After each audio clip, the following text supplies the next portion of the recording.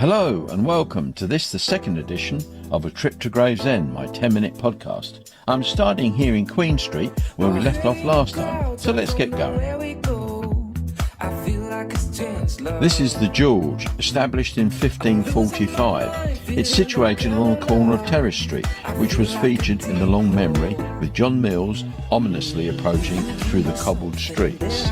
Moving on down Queen Street, we can look to our left straight into the market car park where once there was terraced houses. But let me introduce my companions to the trip, Cheeky and Snowy. They have promised not to misbehave and to keep quiet as we move along. We've now left Queen Street and entering the end of Bank Street. To our left is the very old Crooked Lane, which runs from the bottom of the High Street to this point, making it just 168 metres long.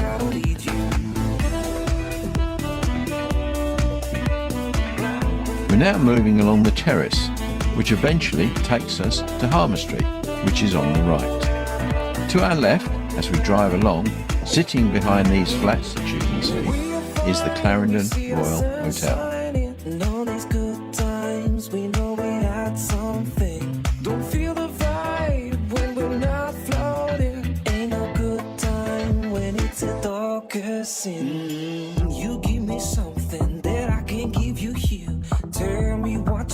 We're now coming up to the Gravesend Clock Tower. The clock was to celebrate the Golden Jubilee of Queen Victoria in 1887.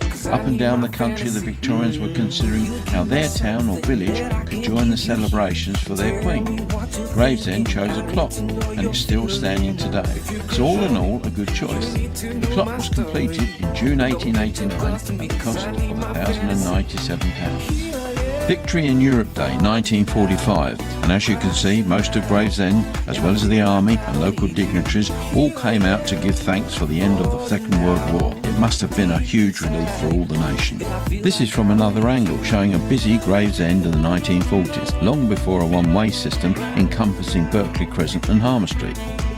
We're now going back in time a little, as the photo shows, and who nowadays would have known that Gravesend had trams, but it did. Horse-drawn trams were first introduced to the town in 1883, and then later they converted to electric in 1902, and finishing in 1929.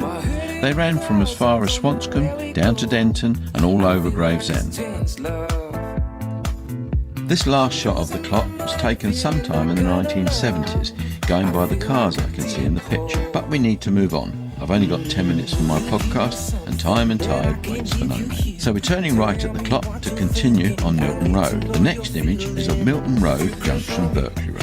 Probably 30s, 40s, going by the ladies' clothes you can see. Now the next one, which is quite interesting, is looking back along Milton Road, 1950s I would imagine. Notice Marcus stores on the left. I spent a lot of my youth browsing in there. Flying jackets, lumber jackets, monkey boots, you name it, they had it. But long since gone, I'm afraid. The next shot, looking up Parrot Street, which I took in 1971, shows my wife and daughter standing beside the old underground toilets.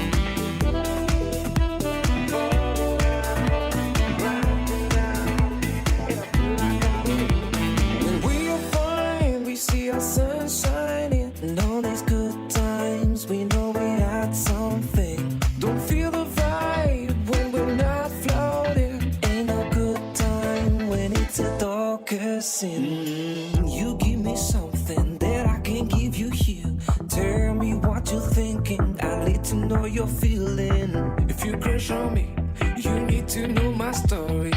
But don't get too close to me, cause I need my fantasy. You give me something that I can't give you here.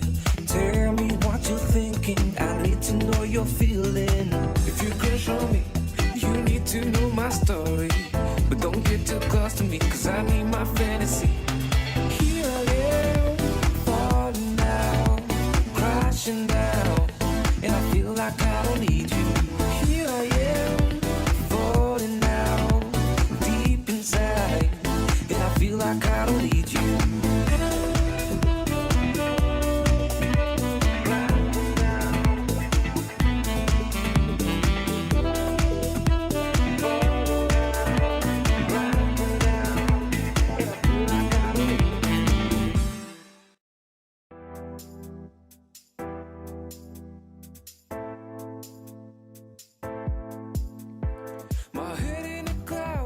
If you had arrived here in 1973, this is how it would have looked. Where you can see the Blackpool console is where I'm sitting in my Range Rover in 2020 with Cheeky and Snowy. But if you'd have looked across from where I'm sitting in 1964, this is what it would have looked like when it was Gravesend Motors. I don't know much about Gravesend Motors. If anybody does, I'll be interested to know. Let me know in the comments below. Now, let's move on to 1973. A lot looks the same.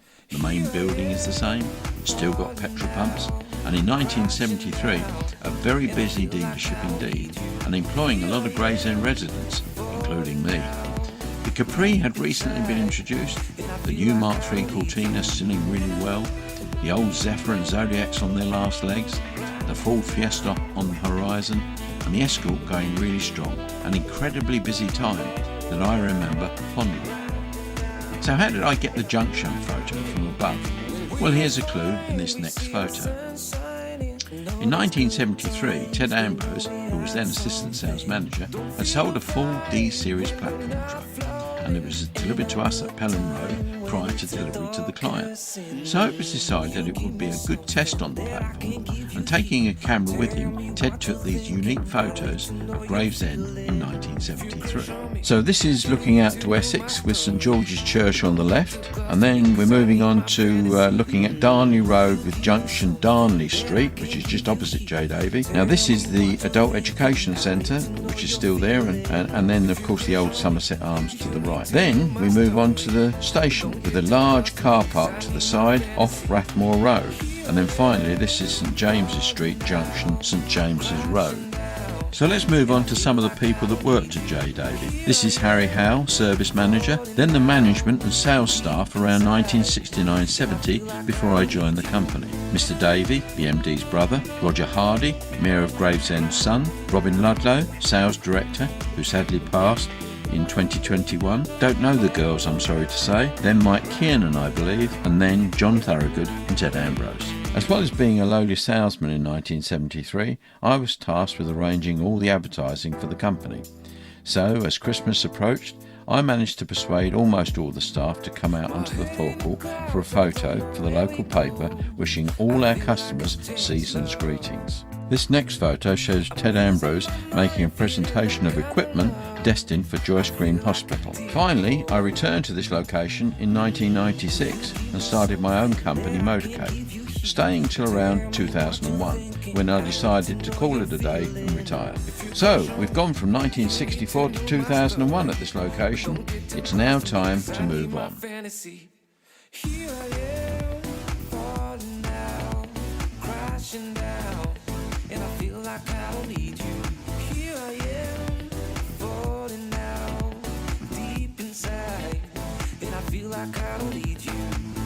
Coming up on the left is the new Gravesend Hospital, followed by a photo showing the hospital when it was first opened, many years ago.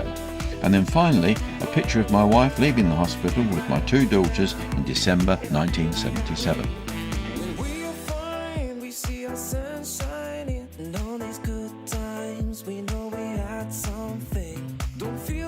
Turning into Church Street, St George's Church is most famous for being the last resting place of Princess Pocahontas, who, as legend has it, was buried here in 1617 after being taken ill aboard ship at Gravesend. Beside the church, in the 1950s, was a small shop. I was brought up in this shop with Mum and Dad. This photo I took around 1957 shows my mum as children play around the lamppost with my dad's car to one side. The last photo shows the shop just before being demolished.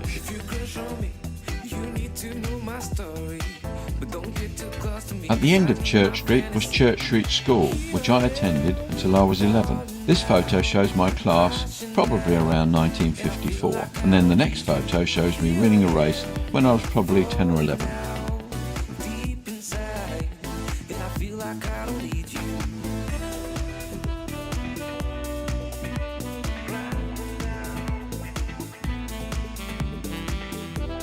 We're now entering the beginning of Crooked Lane, which, if you remember, is only 168 metres long.